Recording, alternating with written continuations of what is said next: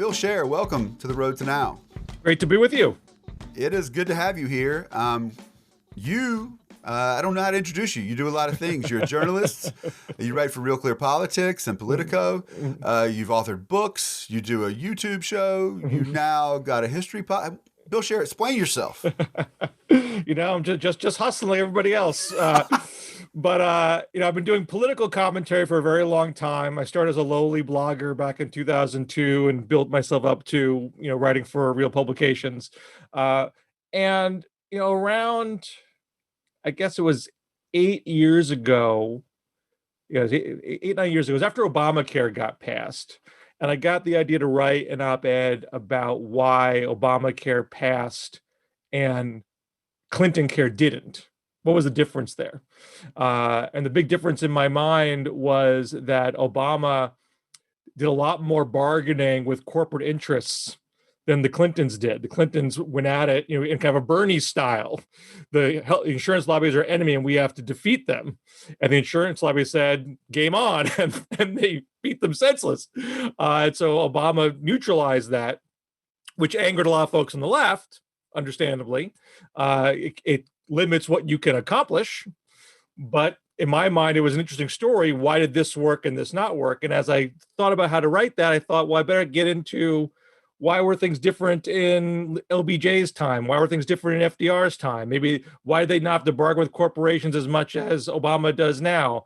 And in learning about New Deal history and Great Society history, I found out they did bargain with corporations. We just don't talk about it that much anymore.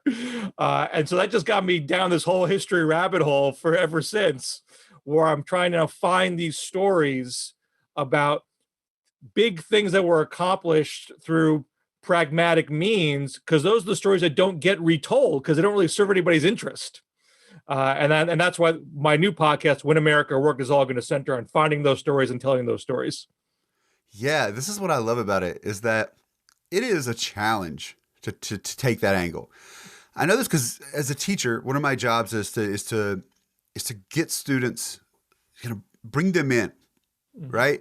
Make the story something they can relate to. And what that takes is a character that has big strengths and big flaws, right? Mm-hmm. And that there's something really big at stake.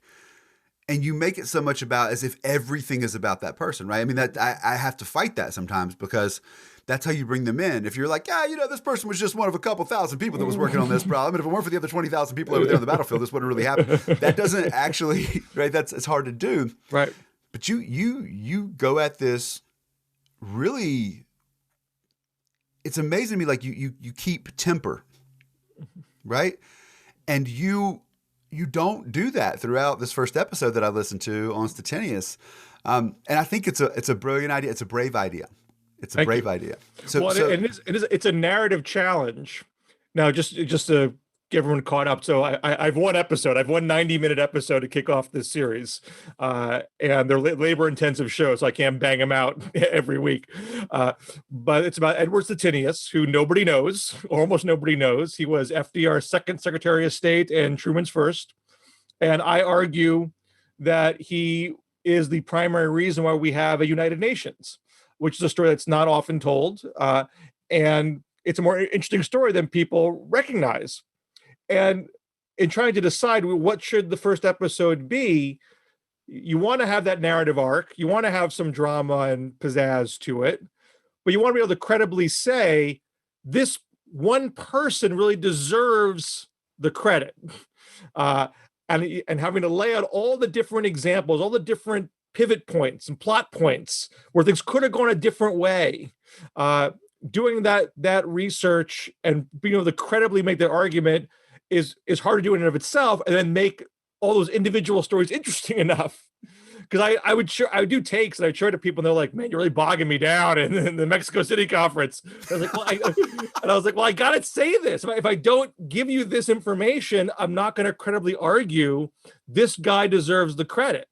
So that's the tension that I'm having to deal with and trying to make this fun for people. And you actually, like, your methodology is really effective, I think.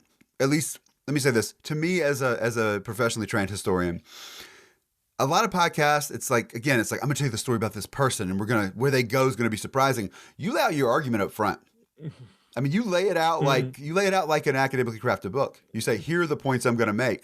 And you want to go ahead and just lay those out right here, the core arguments of this first episode? Sure. I mean, the one is that the reason why I picked Cetinus is I think he did the most good for the world with the least amount of credit. I mean, it's amazing. I mean, one, the UN is often a derided institution. So so there's an argument on top of an argument. I got to convince you that the UN's worth talking about. Right. And I would say, it was we don't have world wars anymore. And the UN is a part of that. We had a massive wave of decolonization that the UN gets some credit for.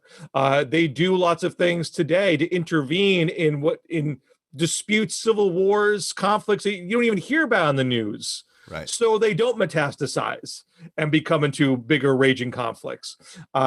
And so if this institution wasn't on the scene, the whole direction of the world might have gone a very darker place. And then you have to get into who was Cetinus. Why don't you know about this guy? Why isn't this a legend of diplomacy? Why isn't he James Baker or George Shultz or what have you? And that's because he was derided in his own day. He was never treated like he belonged as Secretary of State. And the story how he gets there is a trip in and of itself, because it involves one of the very first gay sex scandals in White House politics. And if a guy named Sumner Welles wasn't shivved by his superior, Cordell Hull, who was the first Secretary of State, Sumner Welles was sexually propositioning African-American railcar porters on the president's train in 1940. On the way to a funeral. On the way back from a funeral. Sorry. Yeah, on the way back. So when you're really in the mood. And it took 3 years from that initially happening, because it never got out. It never was a public scandal, but the gossip percolated through Washington. And at that same time, Cordell Hull and Sumner Welles were in a turf battle over designing the United Nations. FDR wanted to get working on this very early. I mean, they just barely entered World War II when they were thinking ahead of how to do this, because FDR was a Wilsonite. He was Woodrow Wilson's Assistant Secretary of the Navy, and he ran for vice president in 1920 on a pro-League of Nations platform. This is after that proposal got killed in the Republican Senate of 1919. And FDR believed in it, but also knew what went wrong on Wilson's watch and wanted to figure out how to make it work. So he's trying to get ahead of the curve. He's doing this in a low-key way. Cordell Hull is more of a political appointee, as a Southern Democrat, more of a conservative Democrat, and a party guy. And Sumner Welles is a dashing upper class, part of FDR's social circle from New York City from their younger days, been in the diplomatic ranks since he got out of Harvard. And FDR likes Sumner Welles' counsel and is closer friends with Welles, much more so than he is Hull, but they disagree on how the whole thing should be structured. And Hull can't stand being shown up by his number two, uses the scandal to shiv him. And then once he's forced out, Cetinus is sort of a non-controversial pick who's not going to rock the boat because he has no agenda. He has no deep background in diplomatic relations. He was a corporate CEO. He was the chair of U.S. Steel. And he got brought in to deal with the Lend-Lease program and be a manager. And he was considered a safe pick. And so without getting into the entire story, one random event leads to another, and lo and behold, he's Secretary of the United Nations, and he's running the whole UN process. Yeah, and just to go back for people who aren't familiar with the figures we're talking about, Cordell Hull is a pretty fascinating guy. Longest serving Secretary of State. 11 years. Yeah, 11 years this guy's in there. He was in the House of Representatives from Tennessee from, 1907 until 1930 with one loss in between there. He came back and won. Representing the district that my university is in, Middle Tennessee State University. Wow.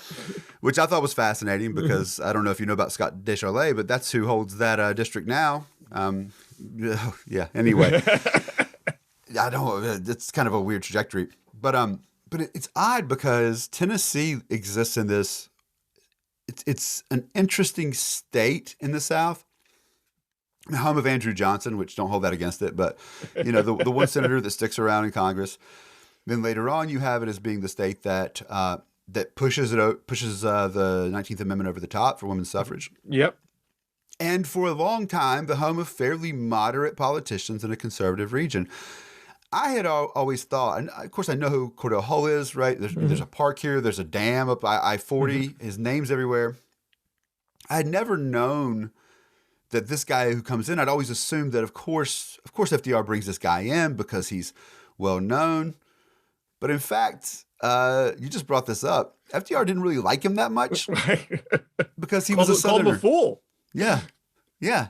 And he wanted his man Sumner Wells, which one of the things I looked up that cracked me about Sumner Wells is that was his middle name, Sumner, but he wanted to use it because he was a distant relative of Charles Sumner, the Massachusetts politician. He wanted to look fancy. But there's this division within FDR's cabinet. Even though we look at it and we're like, wow, look at what they were able to do when they came together. They're infighting. And that happens a lot of the time. And then you produce this guy now, like you're talking about, Cetinus. So what's the world like when he comes into it? When he comes in and slips in and fills that position, what's going on with the United Nations and what's his worldview on it? Well, so Cetinus comes in as undersecretary in 1943, and it's because that's a year before Dunbar and Oaks. So they're still in a design process. What is this going to look like? And the fight between Hull and Wells was, do you have a real centralized big four, US, USSR, China, UK? They hold a lot of power. They have a veto. They're really calling the shots. Or what Wells wanted was more of a regional structure where Latin America and Europe and Asia, all have more of a say in what's going on. Hull thought that was kind of bulky, not going to be decisive enough. And so once Wells is out of the picture and Cetinus isn't a player, Hull can really craft this the way he wants to. And so once that is done, then it's a matter of selling it and getting more buy-in from these other countries. And Dunbar and Oaks in 1944 is the first time when those four countries get together and agree on the general principle. But at that point, Hull was very old and often sick, and he couldn't run Dunbar and Oaks, so he gives it to Cetinus, and this is kind of his first big show. And a lot of the media thinks he's out of his league. They're mad that they can't get in to witness the proceedings. Cetinus is giving them press conferences, and they're kind of bumbling. So one of the big columnists of the day, Drew Pearson, said it was a sad sight, him walking around in his like a kid in his dad's cowboy boots. But Cetinus actually averts a big problem that wasn't known at the time, because there was a dispute about the veto. How powerful should this veto be? And the proposal on the table was that if you were a party to the dispute, US, UK, Soviet Union, China, you're in the dispute, you can't exercise your veto power. That's a conflict of interest. And the Soviets said, whoa, if we're the only communist nation here, if we can't exercise a veto with our stuff, then you guys just going to bully us. And why are we even here? And so Cetinus says, okay, there was an attempt at a compromise resolution. Stalin, Churchill, FDR don't buy into it. So Cetinus says, okay, let's not walk away from here on different pages. Let's not tell the public we're in disarray. Let's just put a placeholder in the charter, kick the can down the road, and we'll deal with it at our next conference, which is Yalta. So that was one of the first things he did that was a savvy move. I'll leave it there if you have more questions so I don't rattle on forever. No, and I think it's interesting, this dynamic that you get to when you get to the end of World War II. And this story really, I think, dives into aspects of it that we don't often talk about. It's like, oh yeah, the US and the Soviet Union, like they were allies. And then afterwards, oh, they're enemies. And you're like, well, what happened? It's like Stalin was bad. It's like, oh, yeah, that's true. But Stalin was bad before. So like what happens? And you get into these geopolitical issues, right? Well, and this really is you're watching in this UN process, and we haven't gone through the whole thing yet, but from Dunbar and Oaks, when they're all basically on the same page, to the end of there's the Dunbar and Oaks conference, there's the Yalta conference, there's the Mexico City conference, and there's the San Francisco conference where the targets finally gets ratified, and that's all happening over about a 1 year, less than 1 year span, as World War II is winding down. And it's very clear that these are the winners who are deciding how the world's going to function at the end of the war.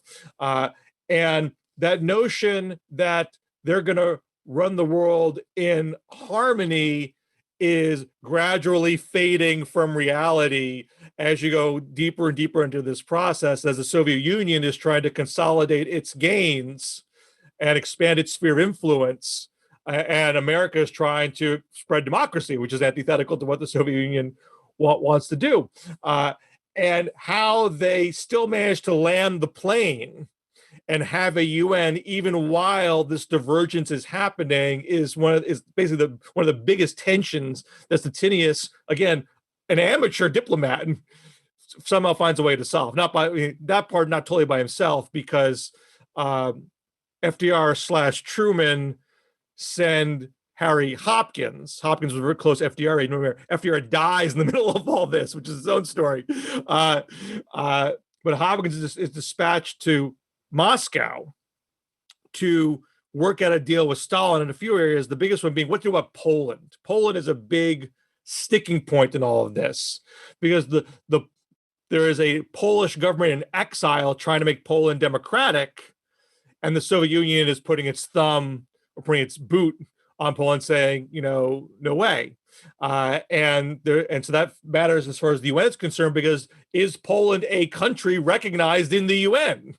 Is it its own thing, or does it not deserve its own vote? And that is a major controversy that isn't resolved to the very, very end of the process, and it effectively is resolved by the United States throwing in the towel and saying, we can't stop you. We don't have the power to stop you from dominating Poland.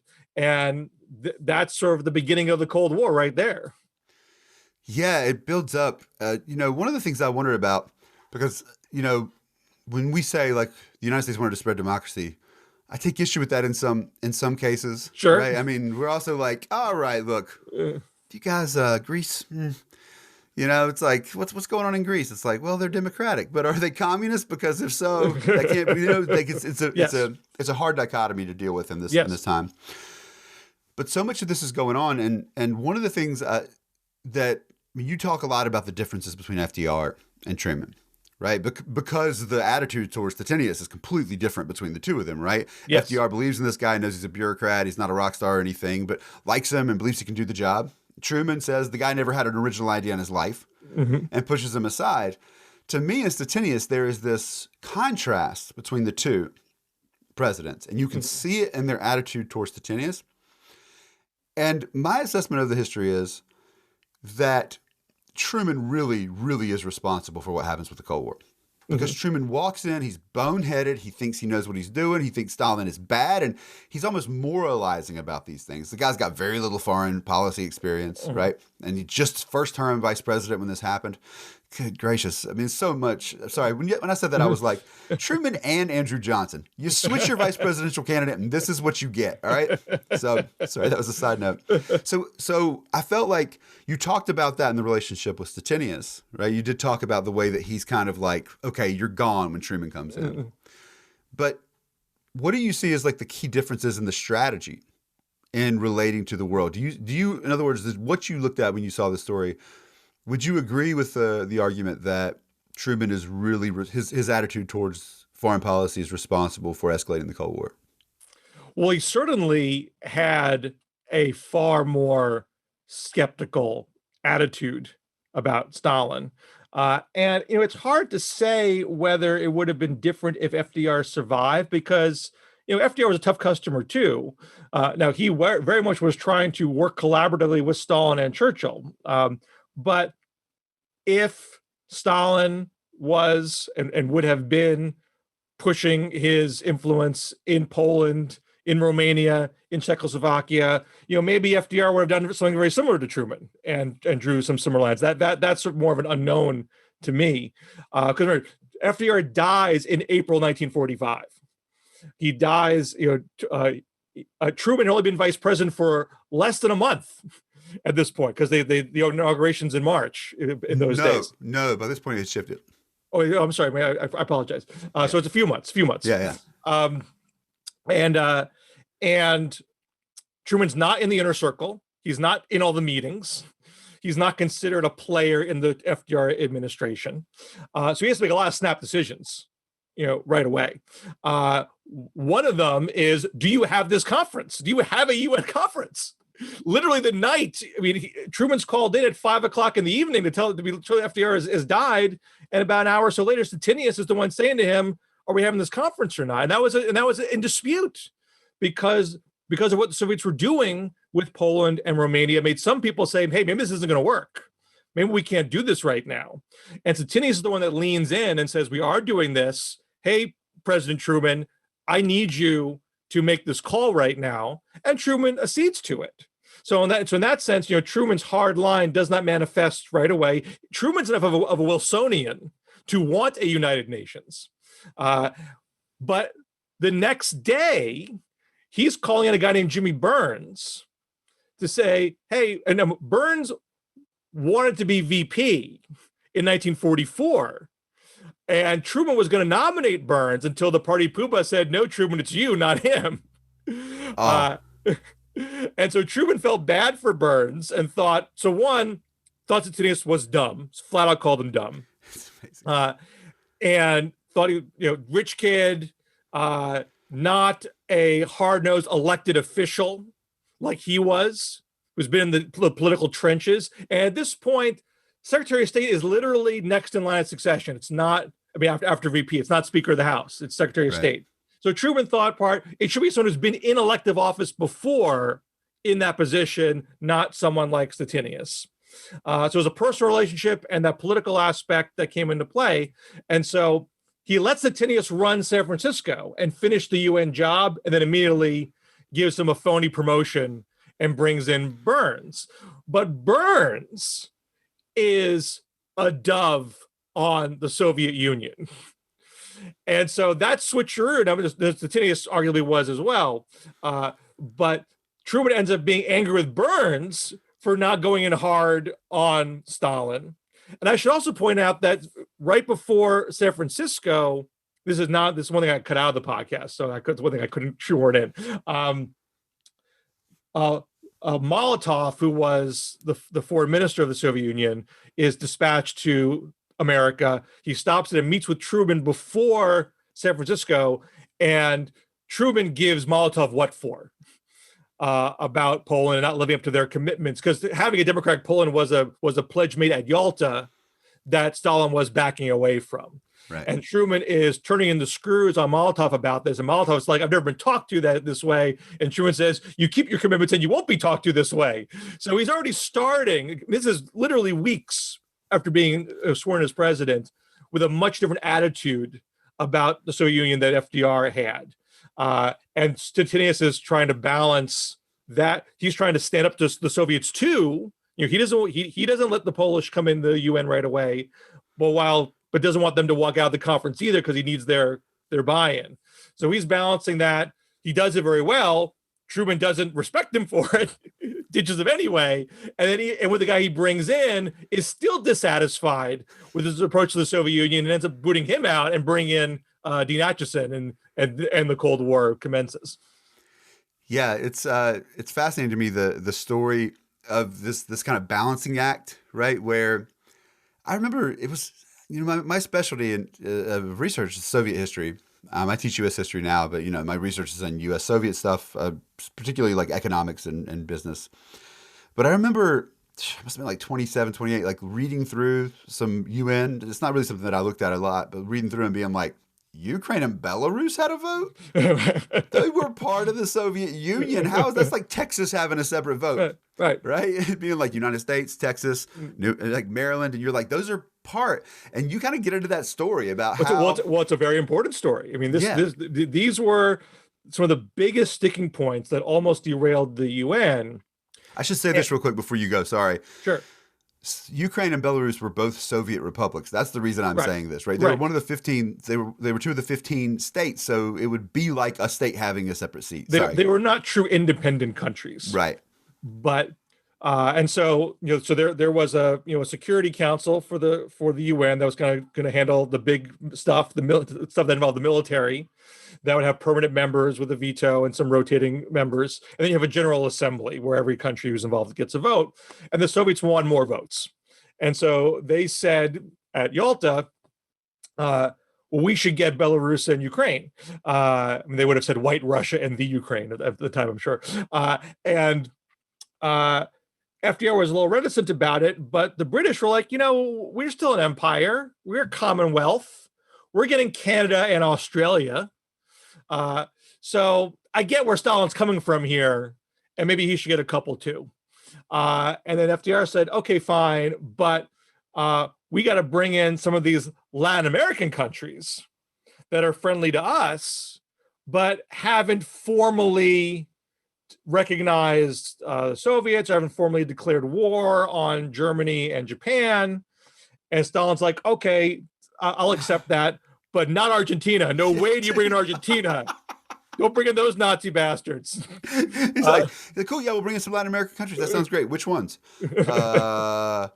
Argentina. That's the place the Nazis are going, right? Like, yeah, but they're sorry. Runs of power. But at the time this comes up between FDR and Churchill and Stalin, like, hey, we hate Argentina too. Screw Argentina. Who needs them? But the other Latin American countries don't want to leave Argentina out. So sweet. So it becomes this collision of interests where the Latins want Argentina, the Soviets want Belarus and Ukraine, and then they also want Poland. And it's not all Americans are on the same page, but Argentina. And Cetinus, and this is the one part of the piece that I've also not got into, during San Francisco and before San Francisco, Cetinus is spying on almost all of our allies. He is using the agency which became what is now the NSA. At the time, it was the United States Army Signal Security Agency. He is using them to tap all the phone lines of the diplomats from these countries to find out what they're angry about. And he's not doing it so they lose the battles they're trying to wage, but he's trying to head off the problems of the past so they don't get out of hand. So so even though there's people in the State Department saying, screw Argentina, why, don't bend over backwards, we're a bunch of Nazis, he knows that the commitment of the Latin American countries is so profound that if he doesn't get Argentina in, they could walk. And if they walk, the conference falls apart. So he's, and Truman is someone else who's not a big Argentina fan. So that's someone else he has to cajole into making all these pieces work. And it's not a simple diplomatic exercise. And you would not have, you look at today, you talk about people being picked for the cabinet and who has experience and who doesn't. I've read this person's thumbnail sketch bio on Google, therefore I know he's the wrong person for this job. You would have never thought Edward R. Cetinus Jr. had any business resolving these high-stake diplomatic problems, and yet he does it and gets no credit for it. Well, that's one of the things that I think is fascinating, too. Like the way that we I feel like now people just go, I don't like the guy appointing them, so I don't like them. I don't care who it is. You pick somebody, I don't like them. I mean, so we saw that in the Senate, right? We saw that in the Senate with the first Trump appointees, where there was like a wide range of people. And I feel like today the problem with politics is you decide you don't like somebody just because of who appointed them. And when you look at like the cabinet appointments under Trump, it wasn't exactly the same in the treatment. But basically, Betsy Devos got the same level of skepticism as someone like Tillerson, right? And we about that time we were talking with Nancy Mitchell, who's a historian at NC State. She's a diplomatic historian. She's brilliant, and she was saying, "Look, we don't know if Tillerson's going to be a good Secretary of State or not." But he's worked for one of the largest corporations in the world and knows how to have direct relationships with other countries' leaders because that's part of that job. But I saw people expressing the same level of skepticism about Tillerson.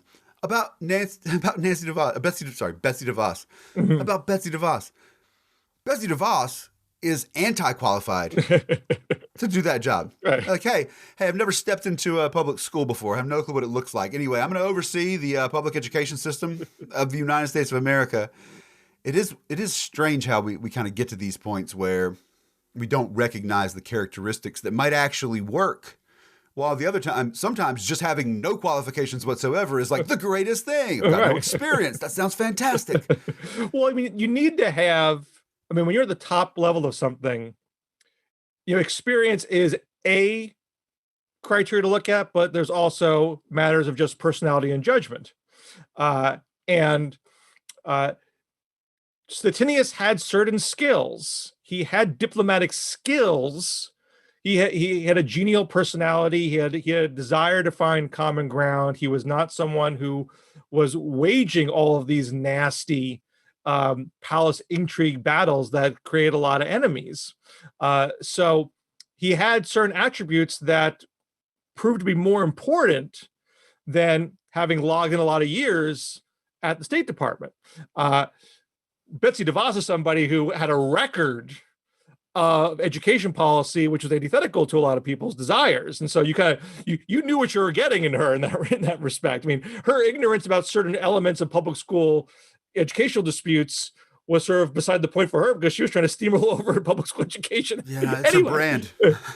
Now, Tillerson, someone is sort of Stettinius-like, that essentially got the corporate resume, perhaps more qualified than Cetinus, because at least he wasn't part of a multinational company and had a lot of foreign travel on his watch. But that same sort of guy where you're kind of like, why you? Where this coming from? And not that Tillerson is like my favorite cabinet appointee. I think he did a lot of stuff that was bad internally at state. I mean, if you're going to be someone with not a lot of experience, you should lean on those under you who have experience. That's a helpful thing. Yeah. And we come back to Cetinus. One of his challenges was he didn't have people under him on the same page as him, so that complicated matters for him. Right. But he wasn't without allies. But the most interesting relationship he has is with Nelson Rockefeller, who is Assistant Secretary to Latin America. And it appears, and this is if you go all the way to the end of the podcast, I have a little extra section. Liner notes. Liner notes. You gave a shout out to Tyler Mahan Cohen for that. Exactly. I loved it. A podcast which I learned about cocaine rhinestones from Road to Now. Oh, really? Yes. Oh, that's huge. Thank you. So I'm a huge cocaine rhinestones fan. I totally steal his idea for liner notes for this podcast. We kind of get into the sources and little narrative loose ends that you couldn't fit in. And one of them is that at the Mexico City conference, this is when the Latin American countries get together to decide how they're going to interact with the UN. This is post Yalta, pre San Francisco. And so the Argentina matter crops up at this conference. So there's some hope that say, what if we lean on Argentina to declare war on the Nazis? Maybe we can get the Soviet Union to get over their concerns. And initially, Juan Perón, the strongman there, is not interested. Doesn't want to be pushed around by America and the Soviets. And so a scheme is hatched, and it appears to be between Cetinus and Rockefeller. The specifics are murky because there's no papers of this. They were keeping this secret from others in the State Department, so there's no record of it. Rockefeller got FDR to sign a letter. We know that was brought to Perón by a British diplomat. So they didn't even use an American envoy to go to Perón. They outsourced it.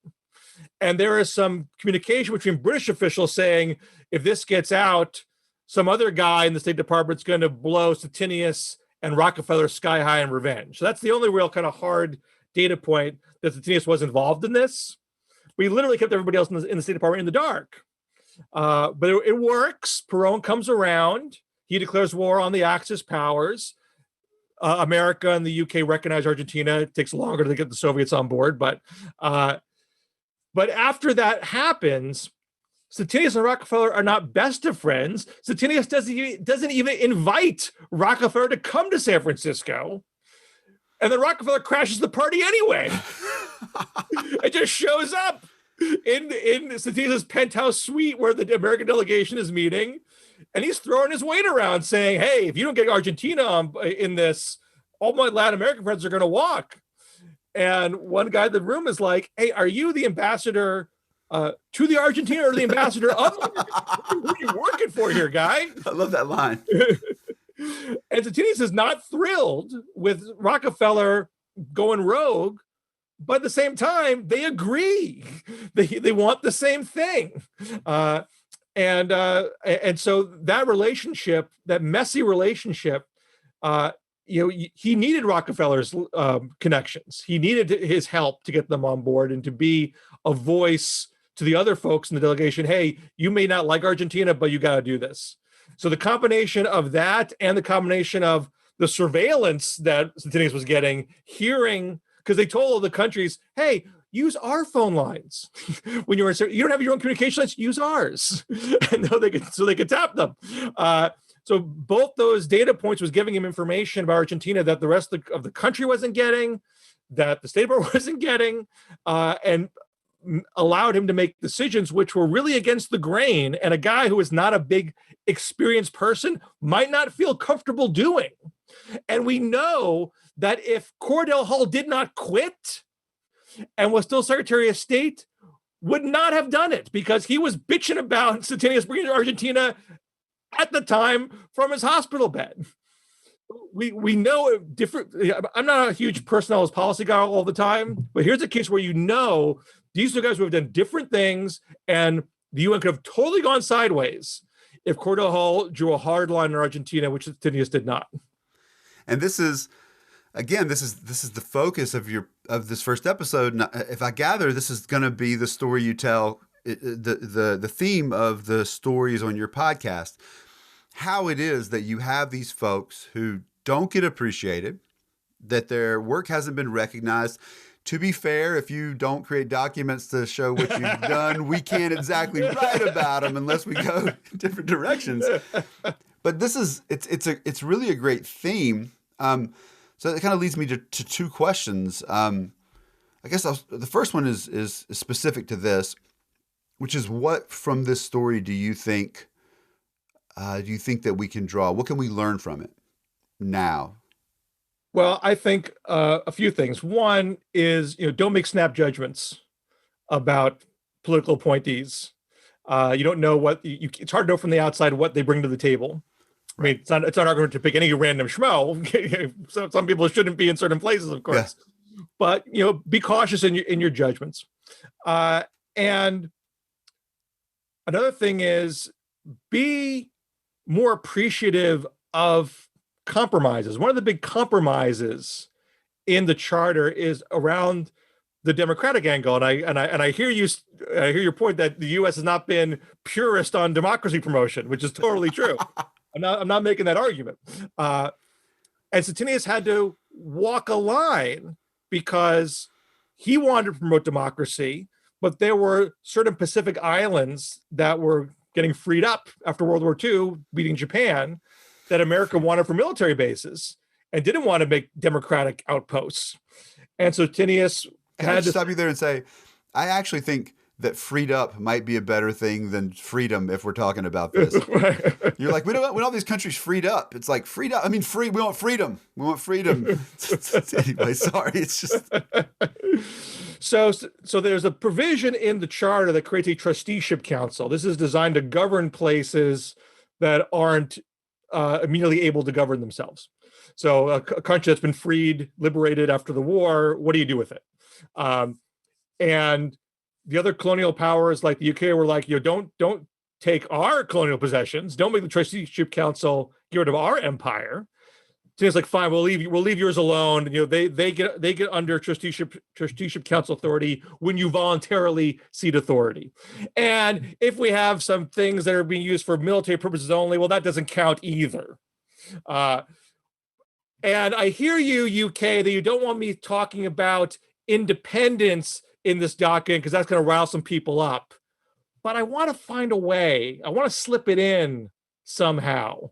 And so he creates a sentence where he says the objective of the Trusteeship Council is to provide self-determination and independence. If we're not giving the exact formulation, but it's a little sly compromise. And all these smaller countries were like, this is a bogus compromise. You're not doing anything for independence here. The British Empire still exists. You still have your colonial possessions. This is nothing. This is watered down, a nothing burger. But one UN official later on said, getting that word in there, getting independence in that document gave a legitimacy to independence. It was a point of inspiration for peoples, and it sparked a wave of decolonization over time. So you don't look at it like, a revolutionary moment that people then talk about the great leaders that brought the pitchforks to the town square, or it's not like a piece of legislation like Social Security or Medicare that kind of does this big thing in one fell swoop. But sometimes those compromises plant seeds that grow over time. And so the things that you think in the moment aren't so hot, actually might prove their merits over the long course of history. Yeah, this is the thing that I try to focus on in my classes as well. I'm teaching people that are 18 to 21, 22 years old. Young people don't think, young people want change now. And that's fair, right? Because they've only lived so long and they see injustice and they want it to stop. And that's the right instinct. Mm-hmm. But historically, we see it takes time. And I think this is what I love about taking the angle that you're taking on this. You're not saying, boom, and then the Death Star blew up because he destroyed it, right? Right. You're not saying, 1776, which is also kind of a garbage, narrative, right? You're not, so you're not telling a story where there is that. You're not telling a story where there isn't, but you're trying to make it that way. Mm-hmm. This is what I'm saying earlier on. It's like there's a measured approach to it. Yeah. Is that how do you drive your inspiration to work so diligently? Because your podcast is thorough. The episode you put out about Cetinus is thorough. Thank you. And we all need some inspiration driving us. Where does that come from? I've been writing about politics for a long time, and I came out of the progressive blogosphere, which has a lot of folks who are purists and want what they want. They want it now, and I felt that particularly in the Obama era, where people get very dissatisfied by compromises, and I felt that was unnecessarily and unfairly kind of dragging down his legacy. That definitely inspired me to look back at these other legacies. There are people on the left that did not care for FDR Social Security off the top. They thought it was too small.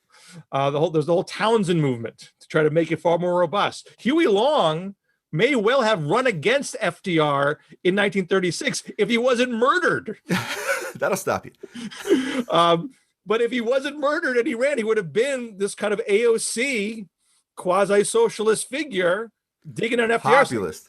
Populist all the way through. Yeah. And would he have stopped FDR from being reelected? I don't know, but it's an unknown. I mean, those tensions were there at the time that we gloss over now because you see the legacy of FDR, not just in the moment, but how it sustained and how it grew. Social Security grew.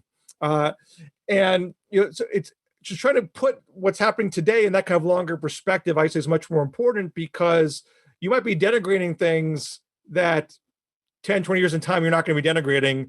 And perhaps you're going to be dragging people down that you don't really want to drag down.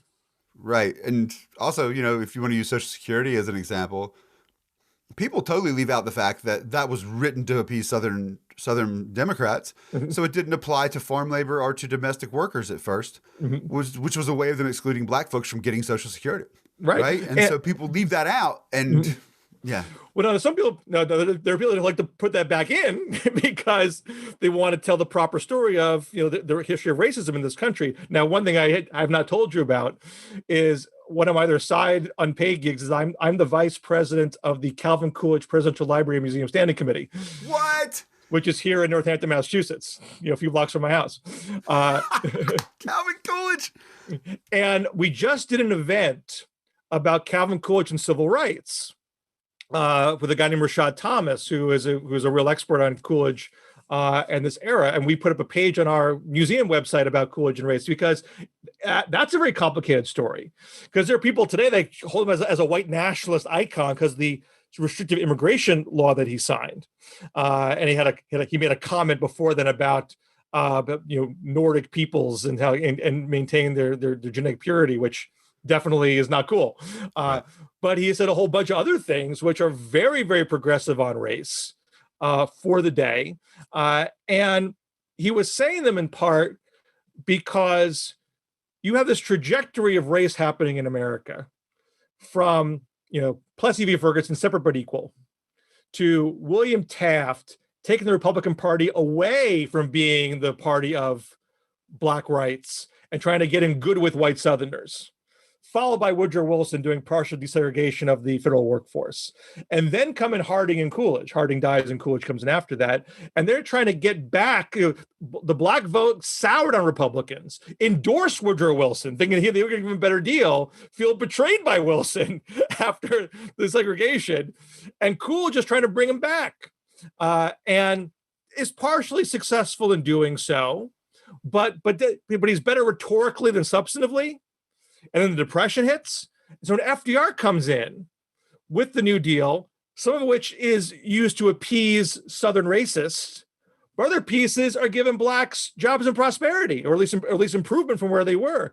And so even though there is that racist elements to the New Deal, that is the beginning of blacks entering into the Democratic Party, which is then, improved upon with Hubert Humphrey in 48 and the Civil Rights Platform at the Democratic Convention in 64 in the Civil Rights Act. So there's this weird cross currents of trajectories going on. And if you pluck out one data point, you're going to miss, a bigger story. I don't care for when people pluck out just Wilson and say, well, that guy was super racist. Well, yeah, but there's a downward trajectory going on in both parties and in the country preceding him. So if you're blaming it all on one guy, you're missing what's happening with white people in general in the country. And that helps you understand these tensions that the FDR was struggling with when it came to race, and that ended up benefiting the Democratic Party, even though Southern Democratic racists were still a big part of the party. And actually, what you just said made me think about, so this semester was different in my classes. And so I had to do these discussion sessions, and I had to come up with ideas for the ways to do them over Zoom.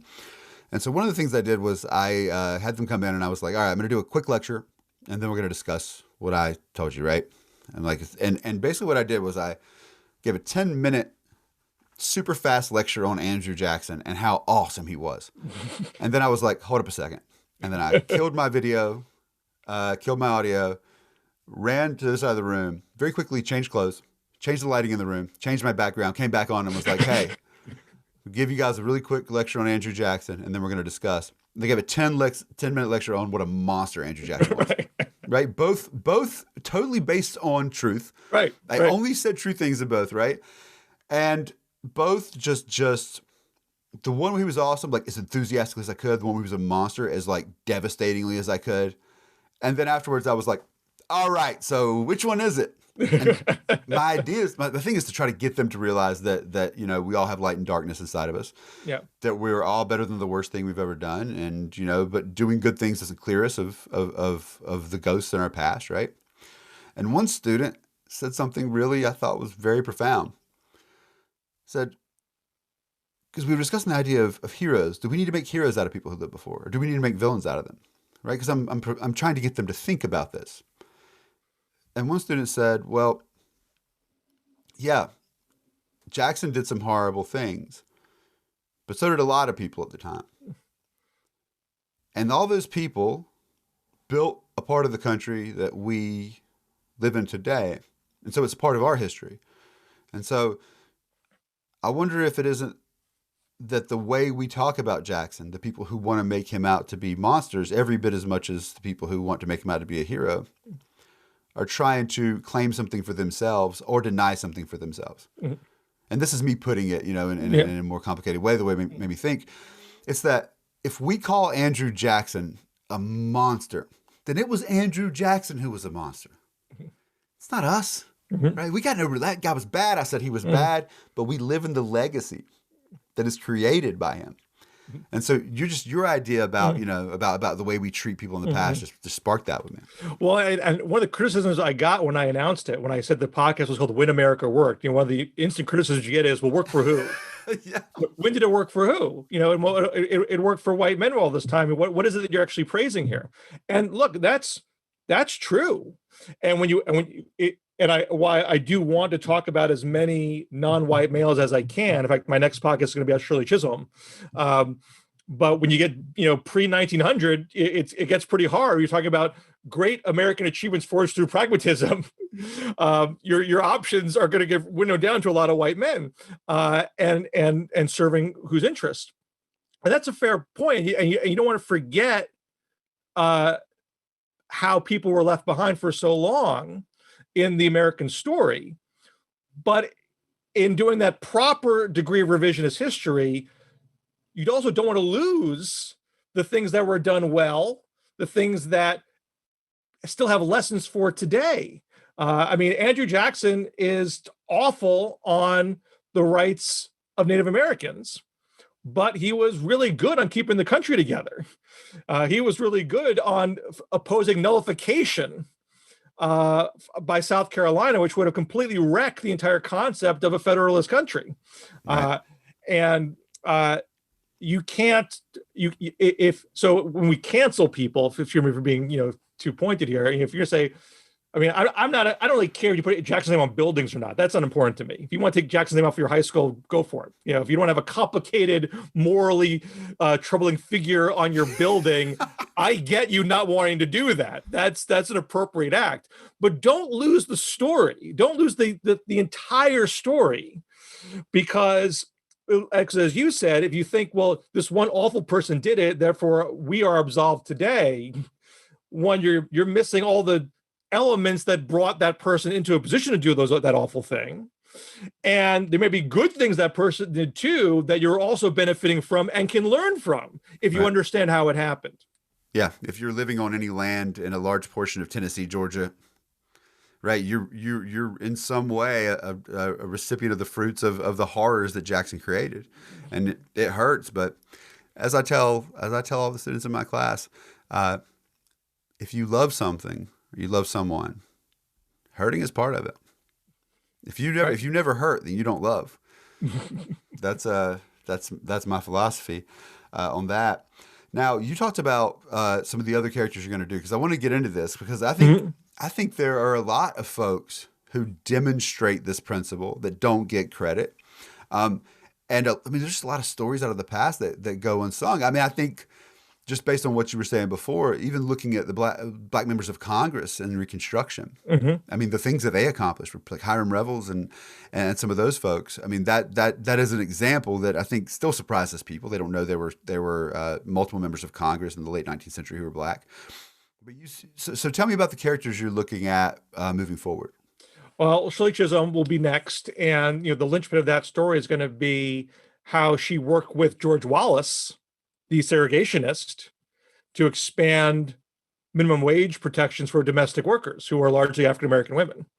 And there's a whole story about how they became friends during the 1972 presidential campaign, because Shirley Chisholm's become somebody who has been, it's not the right word, but because reduced isn't right, but because she's been narrowly defined as the person who ran for president in 72, which is not a small thing.